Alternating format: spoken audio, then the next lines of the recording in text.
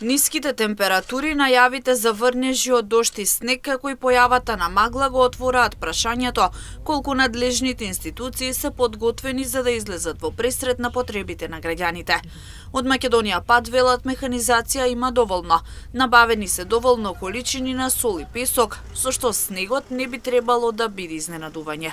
И сега на одредени места, како што се одделни котлини, ризични места за одрони, како патот кон село Истибање и слично, се фрла сол и песок, со цел сообраќајот да се одвива непречено.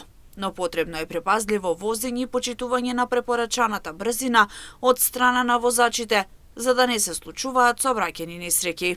Пред на ниските температури и температурните разлики со појава на магла во пониските делови, повисоките немаме, ама имаме голомразици, се врши редовно третирање на сите патни правци со сол и со ризла кај што има потреба.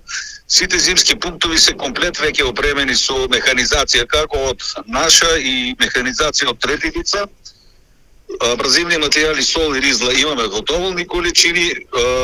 Екипите дежурни се на пунктовите, 24 часовно присуство имаме и не би требало да ни изненади снегот, како што викате, ни изненади снегот во јануар месец. Подготвени за престојната зима се и предпријатијата во општините од Истокот. Најголем дел од нив веќе набавиле доволно абразивен материјал, располагаат со вработени лица и механизација, а се прават внатрешни координации за действување во зимски услови.